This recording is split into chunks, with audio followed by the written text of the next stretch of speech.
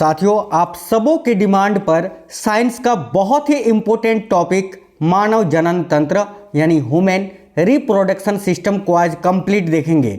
Top 60 questions इस video में रहने वाला है और इस क्लास से बाहर क्वेश्चन पेपर में बनने का सवाल ही नहीं होता है, क्योंकि वो सारे इंपॉर्टेंट क्वेश्चंस जो कि आपके एनसीईआरटी में दिए हुए हैं वो सारे क्वेश्चंस मैंने इस वीडियो में ऐड कर दिया है। बहुत ही इंपॉर्टेंट ये सेशन आपका रहने वाला है सभी एग्जाम के लिए। एनसीईआरटी ओरिएंटेड बहुत ही इंपॉर्टेंट ये क्वेश्चंस आपको करवाएंगे आज, तो कंप्लीट देख लेना है। साथियों, आप बोलोगे सर ये क्वेश्चंस जो है ना किस एग्जाम के लिए हम देखें? देखो, अभी जैसे रेलवे ग्रुप डी का पेपर चल रहा है, हर शिफ्ट में 3 से 4 क्वेश्चन केवल इस टॉपिक से क्वेश्चंस आपको पूछे जा रहे हैं। आने वाले सभी रेलवे के सभी एग्जाम्स और एसएससी के सभी एग्जाम्स, इस कोई भी स्टेट लेवल की एग्जाम की आप तैयारी कर रहे हो, सभी एग्जाम्स के लिए बहुत ही इंपॉर्टेंट टॉपिक है, तो आपको कंप्लीट देख लेना है। नमस्कार दोस्तों, मेरा नाम है सुभाष राज और स्वागत है आप सभी साथियों का स्मार्ट स्टडी 2.0 यूट्यूब चैनल पर। वैसे आप हमें इस वीडियो के नीचे कमेंट बॉक्स में कमेंट करके जरूर बता देना कि आप ये क्लास किस एग्जाम के लिए मतलब देख रहे हो। ठीक है, आपका आने वाला पेपर अभी कौन सा है जिसके लिए आप ये क्लास ले रहे हो, कमेंट बॉक्स में जरूर बता दीजिए। चलिए शुरू करते हैं। साथियों, पहला क्वेश्चन देखते हैं। पहला क्वेश्चन है, भ्रूण के लिए भोजन को संग्रहित करने वाली जनन कोशिकाओं को क्या कहते हैं? ये बहुत ही इंपॉर्टेंट क्वेश्चन है, ध्यान से देखिएगा।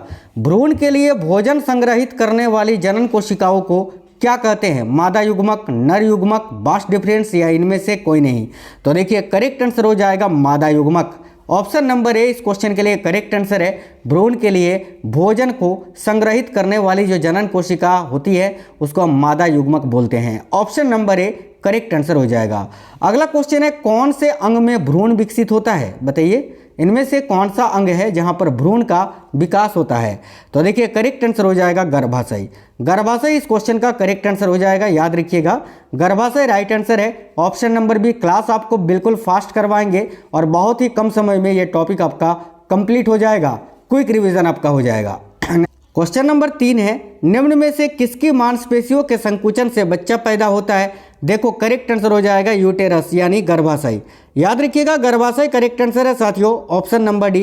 ठीक है, ऑप्शन नंबर डी जो है ना इस क्वेश्चन के लिए आपका बिल्कुल करेक्ट आंसर हो जाएगा, याद रखिएगा। नेक्स्ट क्वेश्चन देखिए, अगला है, मासिक चक्र की किस अवधि में LH तथा FSH जो होता है ये उच्चतम स्तर प्राप्त करते हैं? तो साथियों, मासिक चक्र जो होता है ना, इनमें वो कौन सी अवधि है जिसमें LH तथा FSH उच्चतम स्तर प्राप्त करता है? तो चक्र के मध्य में। देखिए, मासिक चक्र पूरे 28 दिन का होता है, मध्य हम बोल सकते हैं लगभग 14वें दिन। तो याद रखना, अगर ये ऑप्शन में डे आपको लिखा हुआ मिले तो जो 14 दिन के आसपास आपको ऑप्शन दिखेगा उसी में टिक करना है। ये बहुत ही इंपॉर्टेंट क्वेश्चन है, याद रखेंगे। मानव में निषेचन की क्रिया कहाँ संपन्न होती है? बहुत इंपॉर्टेंट क्वेश्चन है, वेरी वेरी इंपॉर्टेंट क्वेश्चन है, ध्यान से देखिएगा। तो मानव में निषेचन की जो क्रिया है ये कहाँ पर संपन्न होती है? करेक्ट आएगा साथियों, डिंब वाहिनी, यानी जिसको अंग्रेजी में आप फेलोपियन ट्यूब बोलते हैं।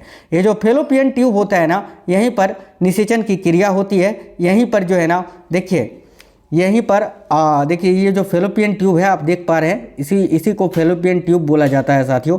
यहीं पर अंडाणु का निर्माण होता है, मतलब कि जैसे ही निषेचन की क्रिया संपन्न होती है, देखिए पुरुष का जो आपका शुक्राणु होता है और जो फीमेल्स में अंडाणु होता है यहीं पर आकर मिलते हैं और यहीं से निषेचन की क्रिया होती है। उसके बाद ये जो है ना गर्भाशय में आता है, गर्भाशय में प्रत्यारोपित होती है, याद रखना है। ठीक है, तो ऑप्शन नंबर बी इस क्वेश्चन का करेक्ट आंसर हो जाएगा, फेलोपियन ट्यूब। बेसिकली आप देख पा रहे हैं ये जो दोनों साइड आपको दिख रहा है इसी को फेलोपियन ट्यूब बोला जाता है। ठीक है, याद रखना। नेक्स्ट क्वेश्चन देखिए, पुरुषों में अंडकोश कितने होते हैं? साथियों, पुरुषों में जो टेस्टिस होते हैं वो कितने होते हैं अंडकोश? तो याद रखना 2 होते हैं भाई। करेक्ट आंसर हो जाएगा ऑप्शन नंबर बी 2। आगे देखिए, किस हार्मोन को प्रेगनेंसी हार्मोन कहा जाता है? वेरी वेरी इंपॉर्टेंट क्वेश्चन है। कौन सा हार्मोन है जिसको प्रेगनेंसी हार्मोन कहा जाता है? याद रखना, प्रोजेस्टेरोन को। प्रोजेस्टेरोन जो है इसको प्रेगनेंसी हार्मोन के नाम से जानते हैं। ऑप्शन नंबर सी करेक्ट होगा। नेक्स्ट क्वेश्चन है, अंडे को अंडाशय से गर्भ में किसके माध्यम से ले जाया जाता है? अभी मैंने आपको बताया था ना, अंडे को अंडाशय से गर्भ में किसके माध्यम से ले जाया जाता है? तो डिंब वाहिनी यानी फेलोपियन ट्यूब के माध्यम से ले जाया जाता है। ठीक है। तो ऑप्शन नंबर डी इस क्वेश्चन का करेक्ट आंसर हो जाएगा, डिंब वाहिनी के माध्यम से। देख लो इस प्रकार से इसको जो है ना अंडाशय में प्रत्यारोपित किया जाता है साथियों। आगे देखिए अगला क्वेश्चन है, प्रोजेस्टेरोन हार्मोन कहाँ से निकलता है? वेरी वेरी इंपॉर्टेंट क्वेश्चन है। याद रखना ये जो प्रोजेस्टेरोन हार्मोन है ना, ये अंडाशय से निकलता है साथियों, अंडाशय से उत्पन्न होता है, यानी करेक्ट आंसर हो जाएगा ऑप्शन नंबर ए, अंडाशय। ये बेसिकली फीमेल में पाया जाने वाला हार्मोन है, याद रखेंगे। अगला क्वेश्चन है, निषेचित अंडा किसके अंदर समाविष्ट हो जाता है? जो निषेचित अंडा होता है वो किसके अंदर समा जाता है? क्वेश्चन यही पूछा जा रहा है, जो कि मैंने आपको बताया गर्भाशय में। ऑप्शन नंबर ए गर्भाशय करेक्ट आंसर होगा। बहुत ही इंपॉर्टेंट क्वेश्चन है कि फेलोपियन ट्यूब की लंबाई कितनी होती है। ये जो फेलोपियन ट्यूब मैंने आपको दिखाया, इसकी लंबाई कितनी होती है ये आपको बताना है। तो याद रखना इसकी लंबाई होती है 10 से 12 सेंटीमीटर। बहुत इंपॉर्टेंट क्वेश्चन है साथियों, याद रखना 10 से 12 सेंटीमीटर। ऑप्शन नंबर डी इस क्वेश्चन का करेक्ट आंसर आपका हो जाएगा, ठीक है। मादा प्रजनन कोशिका का क्या नाम है? तो जो मादा प्रजनन कोशिका, इसका नाम क्या है? तो इसको अंडाणु बोलते हैं या अंडा बोल सकते हैं हम, है ना। इसका सही नाम आपका अंडाणु होगा, याद रखना अंडाणु कहा जाता है, यानी ऑप्शन नंबर सी इस क्वेश्चन का करेक्ट आंसर हो जाएगा। नेक्स्ट क्वेश्चन है, गर्भ में बच्चा किसके माध्यम से पोषण प्राप्त करता है? वेरी वेरी इंपॉर्टेंट क्वेश्चन है। तो गर्भ में जो बच्चा पलता है उसको पोषण कहाँ से प्राप्त होता है? याद रखिए करेक्ट आंसर हो जाएगा साथियों बीजांडसन से, बीजांडसन या अपरा, याद रखना। या तो प्लेसेंटा आपको ऑप्शन में देगा, अगर ये दोनों ऑप्शन में ना मिले तो प्लेसेंटा अंग्रेजी एक बार देख लेना, ठीक है। तो प्लेसेंटा, बीजांडसन या अपरा, कोई भी ऑप्शन में आपको दे सकता है, तीनों एक ही चीज़ें हैं। आगे देखिए क्वेश्चन था, एक क्वेश्चन है साथियों, ऑक्सीटोसिन हार्मोन को और किस नाम से जाना जाता है? वेरी वेरी इंपॉर्टेंट क्वेश्चन है। तो याद रखना जो ऑक्सीटोसिन हार्मोन होता है ना, इसको साथियों याद रखिए प्रसव हार्मोन, लव हार्मोन, पिटोसिन, उपयुक्त सभी के नाम से जाना जाता है। डायरेक्ट पेपर में क्वेश्चन आता है कि लव हार्मोन किसको कहा जाता है? याद रखना ऑक्सीटोसिन हार्मोन को। आगे देखते हैं, नेक्स्ट क्वेश्चन है, फेलोपियन ट्यूब के कितने भाग होते हैं? भाई फेलोपियन ट्यूब के कितने भाग होते हैं साथियों? बहुत इंपॉर्टेंट क्वेश्चन है, वेरी वेरी इंपॉर्टेंट।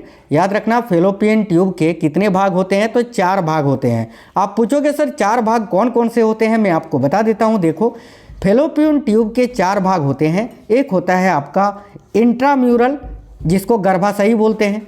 एक होता है आपका इस्थमस, जिसको एम्पुला बोलते हैं। एक होता है आपका इन्फंडिबुलम, ये जो वर्ड है ना ये थोड़ा सा कठिन उच्चारण नहीं होता है। एक होता है साथियों, एक भाग होता है आपका जो अंडाशय को गर्भाशय से जोड़े रखता है, याद रखना, ठीक है। तो ये बेसिकली जो है ना साथियों 4 भाग होते हैं, ये आपको याद रखना है। जब भी पूछे कि फेलोपियन ट्यूब के, ये नाम आपसे नहीं पूछेंगे, ज़्यादातर आपसे यही पूछ सकता है कि कितने भाग होते हैं, तो 4 भाग याद रखना। अगला क्वेश्चन है, प्रसव के दौरान कौन सा हार्मोन है जो गर्भाशय पेशी पर क्रिया करता है? ये देखो वेरी वेरी इंपॉर्टेंट क्वेश्चन है। प्रसव के दौरान कौन सा हार्मोन है जो गर्भाशय पेशी पर क्रिया करता है? याद रखना ऑक्सीटोसिन हार्मोन। और इसी हार्मोन के जोर से जो है ना बच्चा पैदा होता है, याद रखना, बहुत ही इंपॉर्टेंट क्वेश्चन है ये। गर्भाशय के कितने स्तर होते हैं ये आपको जानना बहुत जरूरी है, वेरी वेरी इंपॉर्टेंट। तो याद रखना गर्भाशय के 3 स्तर होते हैं साथियों, पेरीमेट्रियम, मायोमेट्रियम और एंडोमेट्रियम। तो option number B correct answer हो जाएगा, 3 स्तर होते हैं भाई। याद रखना 3 भाग होते हैं साथियों, देख लीजिए, एक पेरीमेट्रियम, मायोमेट्रियम और एंडोमेट्रियम, ठीक है। याद रखना ये बहुत ज़्यादा पूछा जाता है साथियों, गर्भाशय के 3 स्तर कौन कौन से होते हैं? पेरीमेट्रियम, मायोमेट्रियम और एंडोमेट्रियम। चलिए आगे देखिए, ट्यूबेक्टोमी किसको रोकता है? भाई ट्यूबेक्टोमी ये किसको रोकता है बताइए, बहुत इंपॉर्टेंट क्वेश्चन है। ट्यूबेक्टोमी किसको रोकता है? तो ट्यूबेक्टोमी जो है ना ये निषेचन को रोकता है। देखिए ट्यूबेक्टोमी क्या होता है, ये महिलाओं में जो नसबंदी होता है ना, महिलाओं में जो नसबंदी होता है उसको हम ट्यूबेक्टोमी बोलते हैं, और पुरुषों में जो नसबंदी होता है उसको बेसेक्टोमी बोलते हैं। ट्यूबेक्टोमी में होता क्या है बेसिकली, तो ये ऑपरेशन किया जाता है, शल्य क्रिया किया जाता है, जिसमें फेलोपियन ट्यूब, जो मैंने अभी आपको फोटो दिखाया था ना, वो फेलोपियन ट्यूब को काट दिया जाता है और सिल दिया जाता है, जिससे कि निषेचन की क्रिया नहीं होती है और गर्भाशय गर्भ में बच्चा जो है ना वो नहीं रुकता है, याद रखना, ठीक है। तो option number B correct answer हो जाएगा। जब निषेचन होगा ही नहीं तो फिर कोई प्रेगनेंसी होगा नहीं। तो बेसिकली ये ट्यूबेक्टोमी जो होता है ये महिलाओं के नसबंदी को कहा जाता है, याद रखना है आपको। महिलाओं में मासिक चक्र की अवधि क्या है? तो देखिए महिलाओं में जो मासिक चक्र की अवधि होती है वो 28 दिन की होती है। ऑप्शन नंबर ए करेक्ट होगा। अगला क्वेश्चन है प्रोस्टेट ग्रंथि किसके नीचे मौजूद होता है? याद रखना ये प्रोस्टेट ग्रंथि जो है ना ये साथियों मेन यानी देखिए नर में पाया जाता है, मानव में पाया जाता है, ये पुरुषों में, ये आपको याद रखना है, ठीक है। ये महिलाओं में नहीं केवल पुरुषों में पाया जाता है प्रोस्टेट ग्रंथि, और मूत्राशय के ठीक नीचे होता है। तो option number D correct answer हो जाएगा। प्रोस्टेट ग्रंथि किसके नीचे मौजूद होता है? तो मूत्राशय के ठीक नीचे। बहुत ज़्यादा पूछा जाता है, याद रखना। फेलोपियन ट्यूब का किस भाग में निषेचन की क्रिया संपन्न होती है? अभी मैंने आपको फेलोपियन ट्यूब के भाग बताए थे ना, बताना फेलोपियन ट्यूब का कौन सा भाग है जहाँ पर निषेचन की क्रिया होती है? तो एम्पुला मैंने एक बताया था ना आपको, बिल्कुल एम्पुला में। ऑप्शन नंबर बी करेक्ट होगा, एम्पुला, याद रखना। कौन सा गर्भाशय ग्रीवा के माध्यम से योनि में खुलता है? तो गर्भाशय ग्रीवा के माध्यम से योनि में क्या खुलता है? तो देखो करेक्ट आंसर यहाँ आपका क्या हो जाएगा, याद रखिए ऑप्शन नंबर सी गर्भाशय। गर्भाशय जो होता है ना ये गर्भाशय ग्रीवा के माध्यम से योनि में खुलता है। ऑप्शन नंबर सी इस क्वेश्चन का करेक्ट आंसर हो जाएगा। देखिए गर्भाशय का जो निचला संकरा हिस्सा होता है ना जिसे गर्भाशय ग्रीवा कहते हैं, जो कि योनि में खुलता है साथियों। नेक्स्ट क्वेश्चन है मासिक चक्र से संबंधित कौन सा कथन सही है? बताइए। ए में लिखा है 13-14 वर्ष की आयु से शुरुआत होती है, बिल्कुल। जब शुरू होता है उसे रजोदर्शन कहा जाता है, बिल्कुल। सी में लिखा है जब बंद होता है तो उसको रजोनी वृत्ति कहा जाता है, जो कि बेसिकली 50 से 55 वर्ष की आयु में होता है, बिल्कुल। तो तीनों कथन सत्य हैं, तो ऑप्शन नंबर डी उपयुक्त सभी सत्य करेक्ट आंसर हो जाएगा। नेक्स्ट है नर और मादा युग्मक आपस में मिलकर क्या बनाते हैं? देखिए नर और मादा युग्मक जो है ना ये मिलकर युग्मनज बनाते हैं, जाइगोट बनाते हैं। Option number B correct answer हो जाएगा, युग्मनज। आगे देखिए मादा अंडे मादा अंडे जो होते हैं वो किस में बनते हैं? भाई मादा अंडे किस में बनते हैं साथियों, बताइए। बिल्कुल ओवरी में बनते हैं। ऑप्शन नंबर बी करेक्ट होगा, अंडाशय में बनते हैं, ठीक है। आगे देखिए अगला क्वेश्चन है महिलाओं में यौवन की शुरुआत किससे होती है? तो अभी मैंने बताया था 13-14 वर्ष की आयु में, ठीक है, जिसमें हार्मोन्स बदल जाते हैं, ठीक है। आपने देखा होगा महिलाओं का स्तन, हिप्स, ये जो है ना उसमें चेंजेस आती हैं। तो देखिए ये बेसिकली जो है ना महिलाओं में यौवन की शुरुआत 13-14 वर्ष की आयु में होती है, जिसको मैंने जब मासिक चक्र का शुरुआत होता है इसको मैंने क्या बताया था, क्या कहा जाता है? रजोदर्शन कहा जाता है। तो option number C correct answer हो जाएगा, रजोदर्शन। निम्न में से द्विगुणित संरचना कौन सी है? बताइए इनमें से किसकी द्विगुणित संरचना होती है? तो देखो करेक्ट आएगा द्वितीयक केंद्रक की, द्वितीयक केंद्रक। ऑप्शन नंबर सी इस क्वेश्चन का राइट आंसर हो जाएगा। आगे देखिए वयस्क गर्भाशय का वजन कितना होता है? बहुत ही अच्छा क्वेश्चन है कि एक वयस्क गर्भाशय का वजन कितना होता है? याद रखिएगा 60 ग्राम, ठीक है। जो कि एक साथियों इसका आकार जो है ना एक छोटे नाशपाती के जैसा होता है, ऐसे आप समझना इसको। आगे देखिए अगला क्वेश्चन है, देखिए हायालुरोनिडेज एक लाइटिक एंजाइम है जो कि किसमें पाया जाता है? बहुत ही अच्छा क्वेश्चन है। हायालुरोनिडेज जो कि एक लाइटिक एंजाइम है जो कि किसमें पाया जाता है? देखिए करेक्ट आएगा वीर्य में, वीर्य करेक्ट आएगा साथियों, ऑप्शन नंबर डी। नर हार्मोन की उत्पत्ति कहाँ से होती है? Very very important question. देखिए नर हार्मोन की उत्पत्ति कहाँ से होती है? भाई ब्रिसन से होती है, टेस्टिस से होती है, याद रखना। ऑप्शन नंबर ए करेक्ट होगा, ब्रिसन से। अगला क्वेश्चन है मासिक धर्म पीरियड के कारण योनि में रक्त किस कारण से बहता है? देखते हो ना मासिक पीरियड के समय महिलाओं में रक्त बहता है, तो ये किसके कारण बहता है? देखो गर्भाशय की जो परत होती है ना वो उसके टूटने से। ऑप्शन नंबर ए करेक्ट आएगा, गर्भाशय की परत टूटने से। गर्भाशय में जो अंडाणु बनते हैं ना और जब वो टूट जाते हैं ना साथियों मासिक धर्म के दौरान, तब वो ब्लड निकलता है, याद रखना। Option number A correct answer हो जाएगा। इनमें से पुरुष का प्राथमिक यौन अंग कौन सा है? तो पुरुष का प्राथमिक यौन अंग इनमें से कौन सा है? देखो काफ़ी इंपोर्टेंट क्वेश्चन है, याद रखिएगा ब्रिसन है ना, ब्रिसन याद रखना। देखिए पुरुष का प्राथमिक यौन अंग ब्रिसन है क्योंकि यह शुक्राणु और पुरुष हार्मोन जो होता है टेस्टोस्टेरोन इसका उत्पादन करता है, याद रखना। ये टेस्टोस्टेरोन जो है ना ये पुरुष हार्मोन है साथियों, नर लैंगिक हार्मोन है, नर जनन हार्मोन है। अगला क्वेश्चन है कार्पस ल्यूटियम किस हार्मोन को स्रावित करता है? तो भाई कार्पस ल्यूटियम जो है ना याद रखना प्रोजेस्टेरोन हार्मोन को स्रावित करता है। Option number C correct answer हो जाएगा, प्रोजेस्टेरोन हार्मोन जो कि साथियों महिलाओं में पाया जाता है, अंडाशय में ये बनता है, मैंने आपको बताया। लेकिन यह एस्ट्रोजन यानी एस्टेडियोल और रिलैक्सिन जैसे अन्य हार्मोनों का भी उत्पादन करता है, ये आपको याद रखना है, ठीक है, कार्पस ल्यूटियम। चलिए आगे देखिए क्वेश्चन है निम्न में से कौन सा प्राथमिक जनन अंग है? इनमें से कौन सा प्राथमिक जनन अंग है? अभी बताए थे ना, वृषण। ऑप्शन नंबर बी करेक्ट होगा। अपरा यानी बीजांडसन का कार्य क्या होता है? तो बताइए, अपरा या बीजांडसन का कार्य। ए में लिखा है कई हार्मोन का उत्पादन करना, बिल्कुल। भ्रूण द्वारा उत्पादित कार्बन डाइऑक्साइड को हटाना, बिल्कुल। भ्रूण को ऑक्सीजन की पूर्ति करना, बिल्कुल। यानी ऑप्शन नंबर डी उपयुक्त सभी। वृषण कोष का कार्य क्या होता है? देखिए, वृषण कोष का कार्य होता है वृषण का तापमान समान रखना। साथियों, एक क्वेश्चन पूछा जाता है कि वृषण शरीर के बाहर ही क्यों स्थित होता है? वृषण जो है शरीर के बाहर ही क्यों होता है? क्योंकि साथियों देखिए, बॉडी के टेम्परेचर जो होता है ना, मानव के स्वस्थ मनुष्य का जो टेम्परेचर होता है वो लगभग 37 डिग्री सेल्सियस होता है। लेकिन अगर इस टेम्परेचर पर अगर साथियों वृषण को रखा जाए ना, तो शुक्राणु ही नहीं बनेगा, नष्ट हो जाएगा। इसीलिए वृषण बाहर रहता है, ताकि जो है ना शरीर का जो टेम्परेचर है वो उसको प्रभावित ना कर सके। याद रखना, क्वेश्चन पूछा जाता है शरीर के सामान्य तापमान से कितना तापमान कम होता है वृषण का तापमान? तो याद रखना 2 से 2.5 डिग्री सेल्सियस कम होता है। ठीक है, याद रखना है आपको। तो इस क्वेश्चन का correct answer option number B हो जाएगा। आगे देखिए, मादाओं में द्वितीय लैंगिक लक्षण कौन से होते हैं? मादाओं में द्वितीय लैंगिक लक्षण कौन से होते हैं? स्तनों का आकार, आवाज़ का पतली होना, मासिक चक्र, उपयुक्त सभी। Option number D correct answer हो जाएगा। शुक्र वाहिनी को काट देने से क्या होगा? शुक्र वाहिनी को अगर काट दोगे तो क्या होगा? तो भाई, शुक्र वाहिनी को अगर काट दोगे ना, ये शुक्र वाहिनी इस प्रकार से होता है जहाँ से जो है ना स्पर्म जो होता है ना, इसी वाहिकाओं से जो है मूत्र मार्ग तक पहुँचता है। ठीक है, जिससे कि वो बाहर निकलता है। तो याद रखना, ये शुक्र वाहिनी को अगर काट देंगे ना तो क्या होगा साथियों? वीर्य शुक्राणु रहित हो जाएगा।